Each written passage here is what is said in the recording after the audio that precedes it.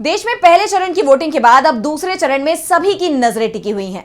दूसरे चरण में 13 राज्यों की 88 सीटों पर 26 अप्रैल को वोटिंग होनी है, जिसमें केरल से लेकर जम्मू कश्मीर और मणिपुर से लेकर राजस्थान शामिल है। तो दूसरे चरण में किन किन प्रमुख उम्मीदवारों की किस्मत है दांव पर, देखिए ये रिपोर्ट। लोकसभा चुनाव के लिए पहले चरण में 102 सीटों पर वोटिंग हो चुकी है और अब 26 अप्रैल को दूसरे चरण में 13 राज्यों की कुल 88 सीटों पर पोलिंग होगी। जिन राज्यों में पोलिंग होगी उनमें छत्तीसगढ़, कर्नाटक, केरल, असम, बिहार, मणिपुर, राजस्थान, त्रिपुरा, मध्य प्रदेश, उत्तर प्रदेश, महाराष्ट्र, पश्चिम बंगाल और जम्मू कश्मीर शामिल हैं। और इनमें सबसे महत्वपूर्ण सीटों की अगर बात की जाए तो उसमें वायनाड और कोटा की हाई प्रोफाइल सीटें भी शामिल हैं, जिसमें केरल की वायनाड लोकसभा सीट से कांग्रेस के पूर्व अध्यक्ष राहुल गांधी फिर चुनाव लड़ रहे हैं। सीपीआई की एनी राजा और बीजेपी के सुरेंद्रन से उनका यहां मुकाबला है। केरल की तिरुवनंतपुरम सीट से कांग्रेस नेता और पूर्व केंद्रीय मंत्री शशि थरूर मैदान में हैं।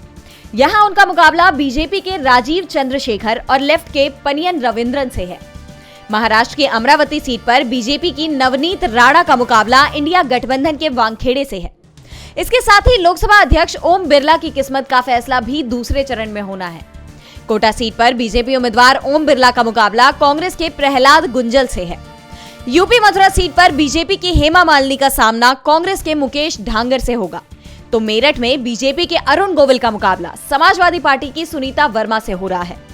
कर्नाटक की धारवाड़ सीट पर केंद्रीय मंत्री प्रहलाद जोशी के खिलाफ दिंगलेश्वर स्वामी निर्दलीय चुनाव लड़ रहे हैं। डीबी लाइव की रिपोर्ट।